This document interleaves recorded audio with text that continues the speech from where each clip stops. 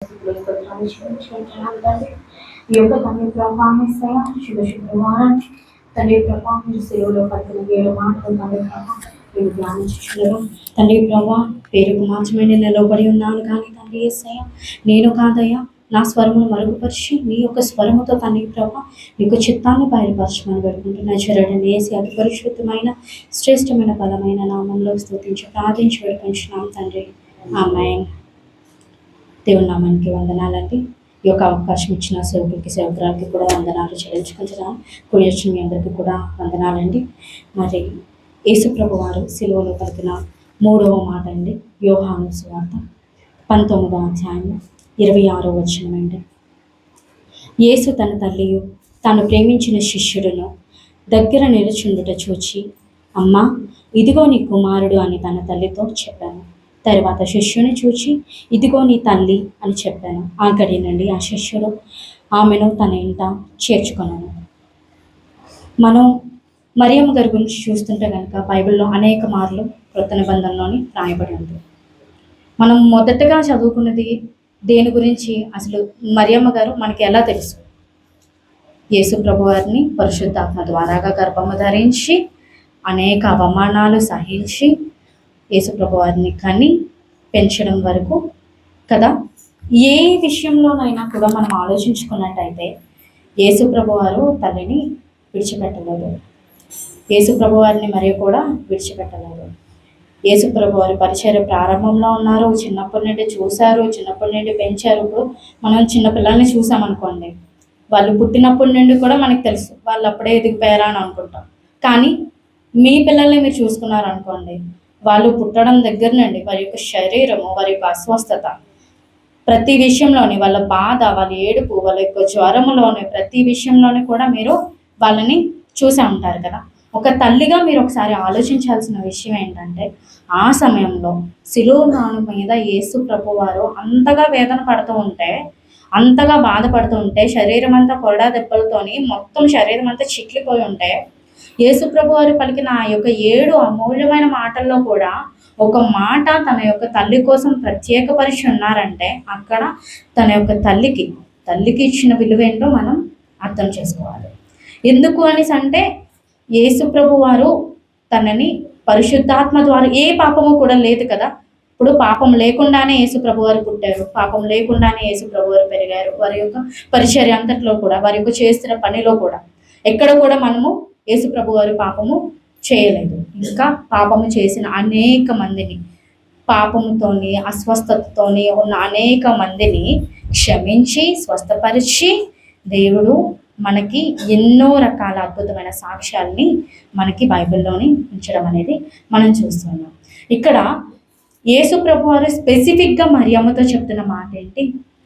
అమ్మా ఇప్పటి వరకు మీరు నాతోనే ఉన్నారు, ఇక్కడ నుండి నేను మీతో ఉండను కాబట్టి మీరు యోహానితో ఉండండి అని ఇండైరెక్ట్గా చెప్తున్నారు. ఎందుకు యోహానికి అప్ చెప్పారు? యేసు ప్రభు వారికి కూడా బ్రదర్స్ అండ్ సిస్టర్స్ ఉన్నారు కదా, వాళ్ళకి ఎందుకు అప్ చెప్పలేదు అనేసి అంటే, ఆ సమయంలో ఎవరూ లేరు. మీకు ఇంకొకటి ఏంటంటే, మనకి అవసరమైనప్పుడు దగ్గర వాళ్ళు ఎవ్వరూ దగ్గర ఉండాలండి. మనం వేదంలో ఉన్నప్పుడు కానీ, శ్రమలో ఉన్నప్పుడు కానీ, శోధనలో ఉన్నప్పుడు కానీ ఎవ్వరు కూడా మన దగ్గర వాళ్ళు ఉండరు. సామెతల గ్రంథంలోని ఒక వచనము నాకు గుర్తొస్తుంది ఏంటంటే, మనకి అవసరమైనప్పుడు మన దగ్గర వాళ్ళకన్నా మన పక్కనున్న మన పొరుగువాడు, అంటే మనకి ఏమీ కానివాడే మనకి అవసరం అవుతారంట. అలాగా దేవుడికి అసలు యోహానికి యేసయ్యకి ఎటువంటి బ్లడ్ రిలేషన్ కూడా లేదు. కానీ యోహాన్ అంట ఎటువంటి విషయంలోనూ ఎటువంటి అంటే యేసు ప్రభువాన్ని విడిచిపెట్టకుండా, అది ఒక మంచి ఫ్రెండ్షిప్ అన్నమాట. యేసు ప్రభువారిని అంటిపెట్టుకొని ప్రతి విషయంలోని, ప్రతి ట్రావెలింగ్లోని, ప్రతి సువార్తలోని, ప్రతి స్వస్థతలోని యేసు ప్రభువారితోనే ఉన్నారు. యేసు ప్రభువారితో ఉన్నప్పుడు యోహాను యొక్క తత్వం ఏంటి, యోహాను యొక్క అంటే గుణగణాలు ఏంటి అనేది యేసు ప్రభువారికి తెలుసు. యేసు ప్రభువారు యూజువల్గా అంటే ప్రత్యేకంగా యేసు ప్రభువారికి టైం అంటూ పట్టదు, ఎందుకంటే దేవుని కుమారుడు కాబట్టి ఆయన చూసి వెంటనే తన యొక్క స్వభావం ఏంటి అనేది బైబిల్లో అనేక మార్లు చెప్పడం అనేది మనం విన్నాం. అయితే ఇప్పుడు ఉన్న సిచ్యుయేషన్, ఇప్పుడు ఉన్న జనరేషన్ ఏంటో ఒకసారి చెప్పనా? పిల్లలే తల్లిదండ్రుల్ని చంపేస్తున్నారు. అనేక న్యూసెస్లో మనం వింటున్నాం. అది బైబిల్లో ఆల్రెడీ లిఖించబడి ఉంది. చూద్దామా ఒకసారి? మత్తయి సువార్త 10 అధ్యాయము 21 వచనం.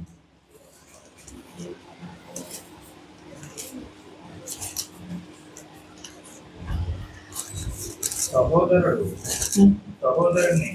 తండ్రి కుమారుని మరణముకు అప్పగించారు, పిల్లలు తల్లిదండ్రుల మీద లేచి వారిని చంపించారు. చూసారా బైబిల్లో ఏమని రాయబడి ఉంది?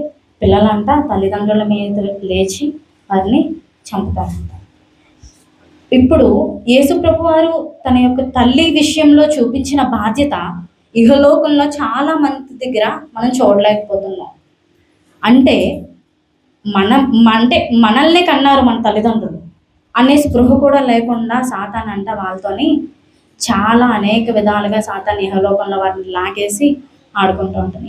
వాళ్ళని అంటే పుట్టినప్పటి నుండి వాళ్ళ చేతుల మీదే పెరిగారు కదా, వాళ్ళ చేతుల మీదే అన్ని చేశారు కదా, అన్ని విషయాల్లోనే వాళ్ళు కూడా ఉన్నారు కదా, మరి వాళ్ళు ఎందుకు చంపుతున్నారు అనేసి అంటే ఇహలోకంలోని అటువంటి పాపం ఉంది. అటువంటి పాపంలో నుండి పిల్లలంట చంపుతున్నారంట. కానీ యేసుప్రభు వారు మరి విషయంలోని మర్చిపోకుండా తన యొక్క ఇష్టడైన తను ప్రేమించిన శిష్యునికి తన యొక్క తల్లి బాధ్యతని అప్పచెప్పారు.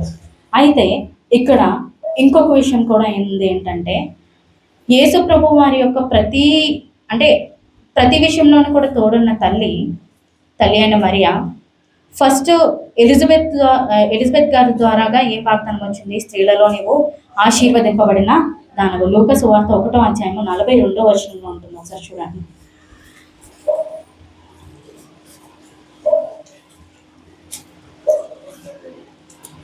లూకా సువార్త 1:42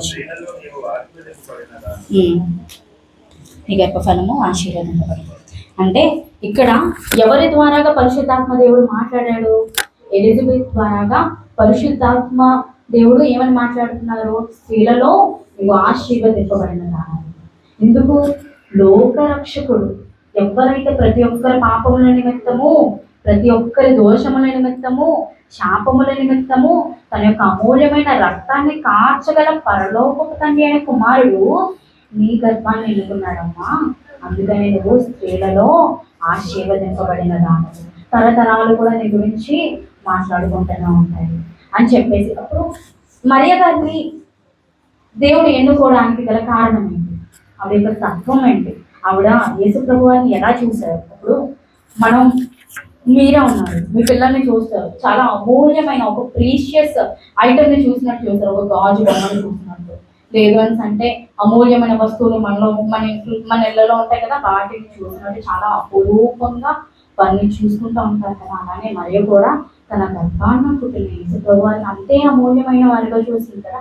అంత అమూల్యమైన వారిగా చూసి కూడా శిలువమాను మీద అంత వేదనతోని ఉన్నప్పుడు కూడా మరియమ్మ చూసారు. అసలు ఆవిడకి దుఃఖం ఆగట్లే, ఏడుపు వచ్చేస్తుంది, కంటంటే నీరు వచ్చేస్తుంది. ఎవరు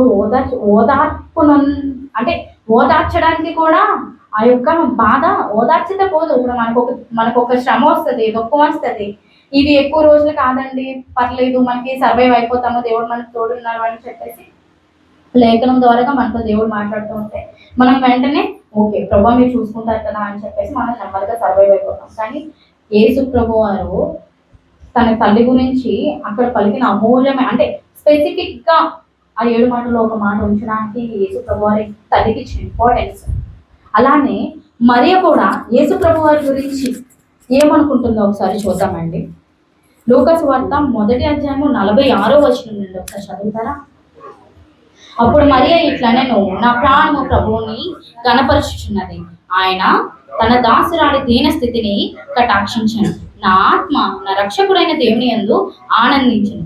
సర్వశక్తిమంతుడు నాకు గొప్ప కార్యములు చేశాను కనుక ఇది మొదలుకొని అన్ని తరముల వారు నన్ను ధన్యురాలని అందురు. ఆయన నామము పరిశుద్ధము. ఆయనకు భయపడు వారి మీద ఆయన కనికరము తరతరములు ఉండును. ఆయన తన బాహువుతో పరాక్రమము చూపును.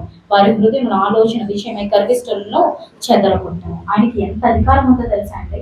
అంత అధికారం కలిగిన ఒక దేవుని కుమారుడు తన యొక్క గర్భాన్ని పుట్టారని చెప్పేసి మరి ఏ మాత్రమో కూడా అడ్వాంటేజ్ తీసుకోలేదండి. ఎక్కడో కూడా యేసు ప్రభు వారిని ఆపాలని చూడలేదు. ఇప్పుడు మీ పిల్లలు ఉంటారు, పరిగెడతా ఉంటారు, బళ్ళు వస్తూ ఉంటాయి, ఆగండి అంటే వాళ్ళు మీ మాట వింటారు కదా. అయినా సరే యేసు ప్రభు వారు అంత ఇంపార్టెన్స్ ఇచ్చి కూడా యేసు ప్రభు వారు మొదటి కార్యం ఏంటంటే కానాను విందులోని నీటిని ద్రాక్షరసంగా మార్చడానికి ముందు మరియా వెళ్ళి మీ యొక్క అవసరం అక్కడ ఉంది అని చెప్పేసి ఇష్యూ చెప్తున్నప్పుడు ఏమని అన్నారు ప్రభు వారు, అమ్మ నా సమయం ఇంకా రాలేదు. ఆ సమయం ఇంకా రాలేదంటూనే దేవుడు యేసయ్య అక్కడ కార్యాన్ని చేశారు. అక్కడ కూడా ఇంపార్టెన్స్ ని మనం చూస్తూ ఉన్నాం. ఇక్కడ మరియా ఎటువంటి అడ్వాంటేజ్ కూడా తీసుకోలేదు. ఎందుకంటే ఆయన దేవుని యొక్క కుమారుడు, ఆయన చేతిలోని సర్వాధికారాలు ఉన్నాయి. ఆయన సర్వాధికారాలు కలిగి ఉండి కూడా నోరు మెదపలేదు,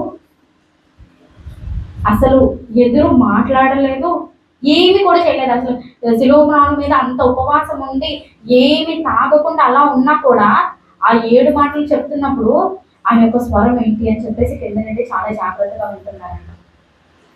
యేసు ప్రభు వారి దగ్గర ఉన్నప్పుడు మరియమ్మ ఉన్నారు, యోహాను కూడా ఉన్నారు.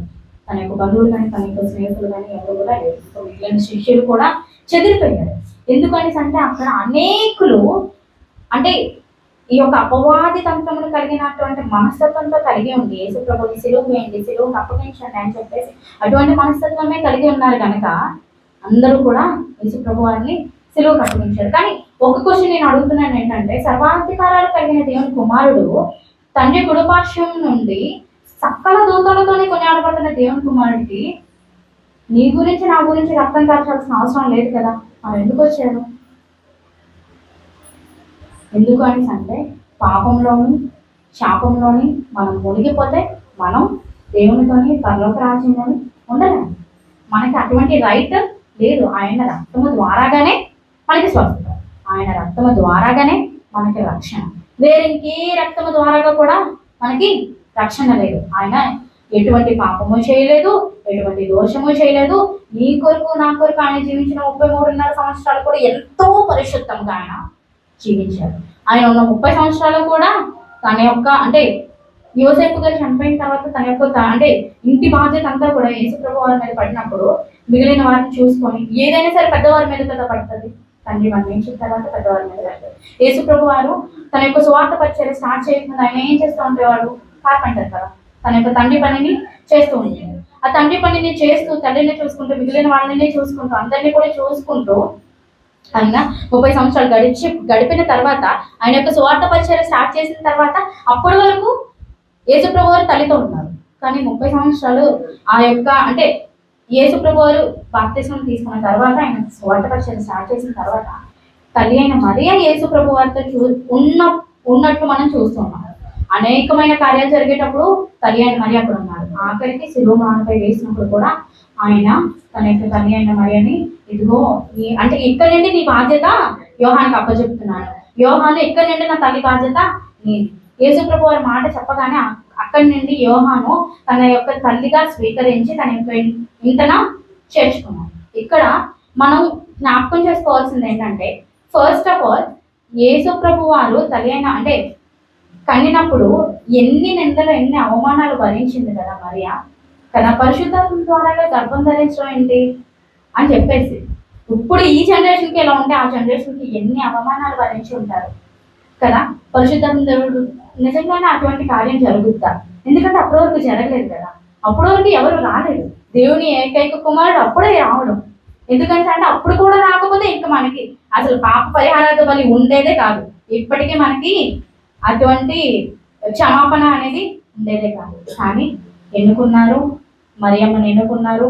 మరియమ్మ కూడా యేసు ప్రభు వారిని కాపాడుకుంటూనే ఆఖరికి హేరోదు తరిమినప్పుడు కూడా యేసు ప్రభు వారిని పట్టుకొని పారిపోయి అన్ని నిందలు అవమానాలు అంచక్క పెంచి ప్రతి ఒక్క విధములోనూ కూడా సపోర్టివ్గా ఉంది. ఒక సపోర్టివ్ మదర్గా ప్రతి ఒక్కరు కూడా అంటే ఫాదర్ని మదర్ని మనం చూసుకున్నట్టయితే కనుక ఫాదర్ మనకి భయంతో పెంచుతారు. ఎందుకంటే అంటే ఫాదర్ కూడా మనకి చనదిచ్చేస్తే మనం ఏహలోకంలోని ప్రాపర్గా సర్వైవ్ అవ్వలేము, పాపంలో పడిపోతామని చెప్పేసి చాలా స్ట్రిక్ట్గా ఫాదర్ పెంచుతాయి.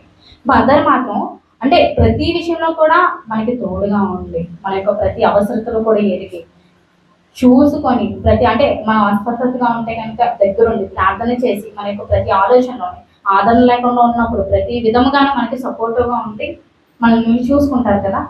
అలాగా యేసు ప్రభు వారు తన యొక్క తల్లి గురించి, ఎందుకంటే అంటే దేవుడు మరియను ఎన్నుకున్నారు. ఎందుకు ఎన్నుకున్నారు? తన యొక్క గుణగణాలను బట్టి, తన యొక్క ఆరాధించే విధానాన్ని బట్టి మరియను ఎన్నుకున్నారు. మరియను ఎన్నుకున్నప్పుడు మరియ ఏ విధంగా అయితే సరెండర్ అయిందో, ఆ సరెండర్ అవ్వడము యేసు ప్రభువారికి చాలా నచ్చింది. అందుకనే మరియను వదిలిపెట్టకుండా యేసు ప్రభువారు ఆ యొక్క బాధ్యతని, తనకున్న ఆ యొక్క బాధ్యతని యోహాను గారికి అప్పగించడం మనం చూస్తూ ఉన్నాం. మనము ఆలోచించాల్సింది ఏంటంటే, యేసు ప్రభువారు మరియమ్మని ఎన్నుకోకపోతే మనకి ఇప్పుడు ఆ యొక్క పాప క్షమాపణ అనేది దొరుకుండేది కాదు. ఆ యొక్క మరియ యొక్క హృదయంలో నుండి అసలు సిమియోను ఒక విషయం చెప్తారు, మరి నీ హృదయంలోనికి ఒక ఖడ్గము దూసుకెళ్ళిపోతుందమ్మా అని చెప్పినప్పుడు, అంటే యేసు ప్రభు పరిశుద్ధాత్మ దేవుడు ఆశీర్వదించిన నోటనే మళ్ళీ హృదయంలోనికి పరిశుద్ధాత్మ దేవుడే. మత్తయి సువార్త లూకా సువార్త 2వ అధ్యాయము 34-35 వచనాలు మనం చూసుకున్నట్టయితే, అక్కడ సుమయోను అని ఒక భక్తిపరుడు ఉంటాడు. యేసు ప్రభు వారిని అంట సుమయోను తన యొక్క చేతుల్లోకి తీసుకొని యేసు ప్రభు వారితోని ఆరాధిస్తూ ఉంటాడంట. అప్పుడు మరియమ్మకి చెప్తా ఉంటాడు, నీ హృదయంలోనికి ఒక ఖడ్గం దూసుకుపోద్ది అని చెప్పేసి. ఎటువంటి ఖడ్గం? అది కూడా హృదయంలోనికి. అప్పుడు మరియమ్మ ఎంత ఆలోచించి ఉండాలి కదా, దేవా అసలు నీ చిత్తం ఏంటి, నీ తలం పెట్టిన ఎడలా అని చెప్పి, దేవా నువ్వే ఆశీర్వదిస్తున్నావు, నువ్వే ఖడ్గం పోతుంది అంటున్నావు అని చెప్పేసి అంత కన్ఫ్యూజ్ అయి ఉంటారు కదా. కానీ దేవుడు ప్రతి ఒక్క మాట కూడా మర్చిపోకుండా తన యొక్క చిత్తాన్ని నెరవేర్చడానికి మన కొరకు వచ్చి భూలోకానికి వచ్చిన తర్వాత కూడా తన యొక్క బాధ్యతను నిర్వర్తించడానికి తన యొక్క శిష్యునికి తల్లిని అప్పగించాడు. అటువంటి కుటుంబ బాధ్యతని మనం కలిగి ఉన్నాం. ఈ లోకంలోని ఎన్నో పాపాలు, ఎన్నో దోషాలు ఎన్నో జరుగుతూ ఉంటాయి. కానీ మన యొక్క బంధాన్ని, మన యొక్క బంధుత్వాన్ని మనం కాపాడుకుంటూ, దేవుని యొక్క నడవడికలోని మనం నడుచుకుంటూ, దేవుని యొక్క వాక్యాన్ని మనం అనుసరించుకుంటూ వెళ్దామండి. దేవుని ఈ యొక్క మాటలు దీవించుకుందాం అమ్మాయి.